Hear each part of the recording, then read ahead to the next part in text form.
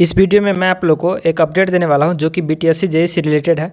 इस पे एक केस हुआ था जिसका केस नंबर था 98/17/2020 और इसका जजमेंट पहले ही सुनवाई हो चुका था, लेकिन जजमेंट आज के डेट में अपलोड किया गया जो कि 13/9/2021 के डेट में अपलोड किया गया इसके वेबसाइट पर। तो ये किस मैटर पर केस था, इसमें कंटेस्टेड अलॉट किया गया है और इसका जो फैसला है वो क्या सुनाया गया है, किसके पक्ष में फैसला गया है, कौन चीज़ इसमें अब कौन अलाउ हुआ है, कौन क्या चीज़ इसका सुधार करना है या कौन चीज़ होगा, वो सब कुछ आप लोग इस वीडियो को देख करके समझ पाएंगे और मैं आप लोग को अच्छे से आसान भाषा में समझाने की पूरी कोशिश करूंगा। तो आप लोग वीडियो को लास्ट तक ज़रूर से देखिए। अगर वीडियो पसंद आता है तो अपनी तरफ से एक लाइक कीजिए, अपने दोस्तों के साथ शेयर कीजिए और चैनल पर पहली बार विजिट कर रहे हैं, अभी तक चैनल को सब्सक्राइब नहीं किया है तो सब्सक्राइब करके बेल आइकन प्रेस करके ऑल सेलेक्ट करके रखिए, जिससे कि आने वाले ऐसे इंटरेस्टिंग वीडियो की नोटिफिकेशन आपको मिलती रहेगी। तो चलिए वीडियो को स्टार्ट करते हैं। जैसे कि देख सकते हैं ये 98/17/2020 का केस है और प्रेजेंट स्टेटस में डिस्पोज है और पर्पस जो है जजमेंट और जो करंट पोजीशन है वो यहाँ पर अलाउड दिखा रहा है। तो इसका मतलब यही कि जो ये केस किए थे वो केस जीत गए हैं, उसके पक्ष में फैसला सुनाया गया है और इसमें कुछ बदलाव किए गए हैं जो कि इसके जजमेंट में सब कुछ लिखा गया है। तो इसका जजमेंट आप लोग देख सकते हैं सबसे नीचे में, आप लोग यहाँ पर जजमेंट में अपलोड कर दिया गया है। वैसे सुनवाई इसका 7 सितंबर को ही हो गया था, लेकिन जजमेंट अपलोड आज की डेट में हुआ है। तो आप लोग यहाँ पर क्लिक करके इसको डाउनलोड करके पढ़ सकते हो। तो मैं यही अब जजमेंट आप लोगों को ओपन करके दिखाता हूँ और इंग्लिश हिंदी दोनों में अच्छे से बताने की पूरी कोशिश करता हूँ। तो जैसे कि देख सकते हैं ये वही 98/17/2020 का केस का जजमेंट है जो कि 14 पेज में दिया गया है और ये जो आप अभी लोग देख रहे होंगे डिस्प्ले पर, ये उन लोगों का नाम है और एड्रेस है जिन्होंने एक केस किया है। इसमें टोटल 29 लोगों ने केस किया था। टोटल देख सकते हैं जो केस करने वालों की संख्या थी वो टोटल 29 लोग थे। 29 लोगों ने मिलकर इस मैटर पर केस किया था। तो आप लोग को मैं बारी बारी से जो इसमें डिटेल्स में दिया गया है वो मैं आप लोग को पढ़ के हिंदी में कोशिश करूंगा अच्छे से समझाने की। इसमें लिखा है कि कोविड-19 पेंडेमिक के रिस्ट्रिक्शन के कारण से इस केस की सुनवाई ऑनलाइन हुई। तो उसके बाद लिखा है कि जो बिहार टेक्निकल सर्विस कमीशन के द्वारा एक एडवर्टाइजमेंट जारी किया गया था जिसका कि नंबर था 012019/2019, जिसमें कि इन्वाइट किया गया था एप्लीकेशंस वैसे कैंडिडेट के लिए जो डिप्लोमा पास किए थे और उसके इक्विवेलेंट में इंजीनियरिंग डिग्री से जो रिकॉग्नाइज्ड इंस्टीट्यूट या बोर्ड से पास किए थे। जूनियर इंजीनियर के पोस्ट पे डिफरेंट फील्ड में जो सिविल, मैकेनिकल, इलेक्ट्रिकल के था उसी फील्ड में एडवर्टाइजमेंट जारी किया गया था। ये पेटिशनर उन्हीं में से एक है जिसमें कि जो एक्सेप्ट 21 नंबर का जो पेटिशनर है उसको छोड़ करके सभी पेटिशनर सिविल से बिलोंग करते हैं जो कि जूनियर इंजीनियर के पोस्ट पे कॉन्ट्रैक्ट बेसिक पे काम कर रहे हैं। और जो 29 नंबर के पेटिशनर है वो जूनियर इंजीनियर मैकेनिकल के पोस्ट पे काम कर रहे हैं जो कि स्टेट गवर्नमेंट के अलग अलग डिपार्टमेंट में काम कर रहे हैं। उसके बाद लिखा है कि एडवर्टाइजमेंट के क्लॉज नंबर 4 के अनुसार से इसका जो सिलेक्शन प्रोसेस है वो मार्क बेसिक पे है, जिसमें कि आपका डिप्लोमा में जो आपका मार्क आया है उसका 75 मार्क होगा और जो आपका वर्क एक्सपीरियंस है उसका 5 मार्क होगा, एक ईयर का 5 मार्क और मैक्सिमम आपको 25 मार्क्स आपको मिलेंगे। टोटल 100 मार्क्स पे आपका सिलेक्शन होगा, ये इस चीज़ में लिखा गया है। उसके बाद लिखा है कि एडवर्टाइजमेंट के क्लॉज नंबर 4 के अनुसार से इसमें जो कट ऑफ डेट रखा गया था एक्सपीरियंस का लास्ट कैलकुलेशन का वो था 28/2/2019। उसके बाद लिखा है कि इस जो फॉर्म अप्लाई करने का जो लास्ट डेट था वो था 15/4/2019। उसके बाद जबकि जो कट ऑफ डेट का जो लास्ट डेट था वो था 28/2/2019 और एडवर्टाइजमेंट के क्लॉज नंबर 3 के अनुसार से जो एज कैलकुलेशन का जो डेट है, एज कैलकुलेशन का क्राइटेरिया वो 1/8/2018 के अनुसार से आपका 18 ईयर्स पूरना चाहिए मिनिमम, जो कि कुछ दिन पहले ही हाई कोर्ट के द्वारा पास किया गया था। और ये इसलिए पास किया गया था क्योंकि 1/8/2011 में जो लोग एलिजिबल थे और उसके बाद जूनियर इंजीनियर का कोई भी रिक्रूटमेंट बिहार में नहीं आने के कारण जो लोग ओवर एजेड हो गए थे उन लोगों को मौका मिलने के लिए उसमें एज रिलैक्सेशन दिया गया, जो कि अलग अलग कैंडिडेट को इसमें एज रिलैक्सेशन दिया गया, जिसमें कि मैक्सिमम 7 ईयर का एज रिलैक्सेशन दिया गया ताकि वो लोग भी इसमें एप्लीकेबल हो सके, वो लोग भी इसमें भाग ले सके।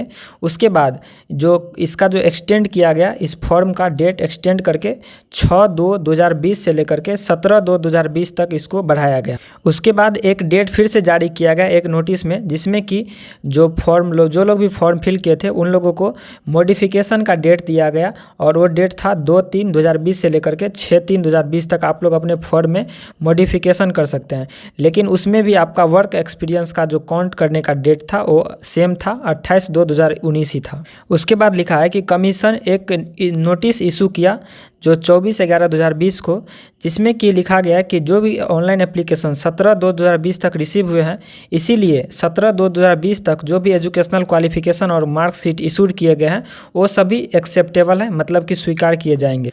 उसके बाद इसमें लिखा गया है कि जो एडवर्टाइजमेंट, जो मूल एडवर्टाइजमेंट था जिसका cut off date last date 15/4/2019 था, उसके अनुसार से बहुत ऐसे कैंडिडेट थे जो उसके लिए एलिजिबल नहीं थे। उन लोगों को भी कमीशन परमिट किया, मतलब कि कमीशन उसको सिलेक्शन प्रोसेस में भाग लेने के लिए अलाउ किया, जो कि आपको 24/11/2019 के नोटिस के अनुसार से किया गया। तो फिर जो एक्सपीरियंस का डेट है वो क्यों नहीं बढ़ाया गया? उसके बाद दूसरा क्वेश्चन है जो इस पिटिशनर का, वो ये कि बहुत सारे ऐसे कैंडिडेट जो कि इसमें एक्सपीरियंस के लिए अलाउ किया गया, जो ओवर एजेड थे, उनका एक्सपीरियंस इसमें ज़्यादा है, उनको ज़्यादा पॉइंट मिलेगा। और जो इसका मेजोरिटी ऑफ कैंडिडेट है जिनको कि जो इसको एज रिलैक्सेशन मिला है, उसका ऑब्वियस बात है कि उनको मोर एक्सपीरियंस इसमें वर्किंग ऑन कॉन्ट्रैक्चुअल बेसिक जो है उसको मोर एक्सपीरियंस, ज़्यादा मात्रा में एक्सपीरियंस इसमें मिला है। तो हम लोगों को एक्सपीरियंस लास्ट डेट तक मिलना चाहिए और हम लोगों को इसमें बराबरी का हिस्सेदारी बनाना चाहिए। उसके बाद इसमें काउंटर एफिडेविट फाइल किया गया, जिसमें कि ये लिखा गया था कि जो एडवोकेट बिहार सरकार के द्वारा ये डिसीजन दिया गया था कि जो डेट था एक्सटेंड डेट 3/2/2020 से, उस डेट तक जो एक्सपीरियंस का डेट को एक्सटेंड किया जाए और जो एप्लीकेशन फॉर्म का लास्ट डेट था वो 17/2/2020 था। इसीलिए डॉक्यूमेंट का जो लास्ट डेट होना चाहिए वो 17/2/2020 तक होना चाहिए और एक्सपीरियंस का जो डेट होना चाहिए वो 3/2/2020 तक बढ़ाया जाना चाहिए। उसके बाद मिस्टर पी.के. शाही जो लर्न सीनियर एडवोकेट हैं, विद्वान अधिवक्ता, उसके द्वारा ये बोला गया कि जो एडवर्टाइजमेंट में जो मिनिमम क्वालिफिकेशन के लिए जो कट ऑफ डेट होना चाहिए वो इसमें प्रिस्क्राइब्ड नहीं किया गया है, जिसके बाद इसमें कोर्ट के द्वारा एज रिलैक्सेशन दिया गया था जो कि एक लिमिटेड है। और उसमें ऐसे भी कैंडिडेट हैं जो कि अभी एलिजिबल हैं और लेकिन उसको अपॉर्चुनिटी नहीं मिल रहा है बिकॉज ऑफ एज रिलैक्सेशन के कारण से, जो कि एज लिमिट है 1/8/2018 के अनुसार से 18 ईयर्स पूरना चाहिए। उस एज के अनुसार से बहुत ऐसे लोग हैं जो एलिजिबल होने के बावजूद भी उस एज लिमिट के कारण से इसमें अप्लाई नहीं कर सकते। उसके बाद लिखा है कि कमीशन ऐसे कैंडिडेट को भी अलाउ किया है जो उस मूल एडवर्टाइजमेंट के अनुसार से मिनिमम एजुकेशनल क्वालिफिकेशन नहीं रखते हैं, जिसके बावजूद भी कमीशन को अलाउ किया है, जो कि लास्ट डेट के एक्सटेंडेड होने के बाद जो कमीशन उस लोगों को अप्लाई किया है, तो फिर जो लास्ट डेट जो है एक्सपीरियंस का वो क्यों नहीं बढ़ाया जाना चाहिए।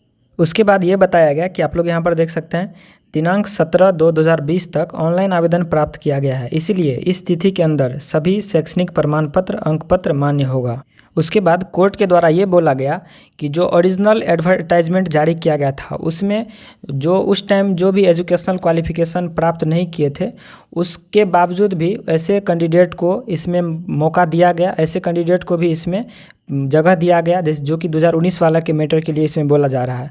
और कोर्ट के द्वारा ऐसे पर्सन को भी इसमें मौका दिया गया जो ओवर एजेड हो चुके थे। उसके बावजूद अगर हम इसके एक्सपीरियंस को एक्सटेंड नहीं करते हैं तो ये उन लोगों के साथ नाइंसाफ़ी होगी, ये इस कोर्ट के द्वारा बोला गया है। इसीलिए court equality of rights under section article 14 और 16 के आधार पर ये इसमें बोला गया है कि इसमें इक्वलिटी नहीं होगा, समानता का अधिकार के रूप में। इसीलिए कमीशन को एक एप्रोप्रिएट डेट डिटरमाइन करना चाहिए जो कि सही हो और सटीक हो। उसके बाद यहाँ से लिखा है कि ऊपर के बहस और साक्ष्य को देखते हुए ये तय किया गया है कोर्ट के द्वारा कि कमीशन को जो इसका कट ऑफ डेट है वो शिफ्ट करना चाहिए, जो कि इसके एडवर्टाइजमेंट में प्रिस्क्राइब्ड यानी कि लिखा गया है, और उसको एक एप्रोप्रिएट डेट होना चाहिए।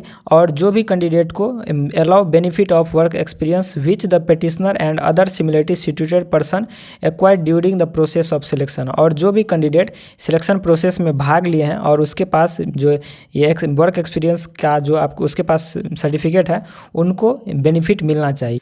और इसमें एक चीज़ लिखा गया है other similarly situated person acquired during the process of selection, यानी कि जो लोग इसमें केस किए हैं, यानी कि 29 लोग जो केस किए हैं उसको तो मिलना ही है, और उनके आधार उनके सिमिलर जो भी कैंडिडेट ऐसे होंगे जिसको कि एक्सपीरियंस होगा और वो लास्ट डेट एक्सटेंड करने के बाद तो वो लोग भी इसमें अप्लाई कर पाएंगे, उसको भी एक्सपीरियंस का लाभ दिया जाएगा। उसके बाद लिखा गया है कि जो ऐसे कैंडिडेट हैं जो ओरिजिनल एडवर्टाइजमेंट के अनुसार से एलिजिबल नहीं थे उसको कोर्ट के ऑर्डर के द्वारा एलिजिबल हो, वो भी लोग भी एलिजिबल हो गए हैं और कमीशन के द्वारा भी उन लोगों को एलिजिबल कर दिया गया है। उसके बाद लास्ट में यहाँ पर लिखा गया है सबसे अंतिम में कि this application is accordingly allowed with the aforesaid observation and direction.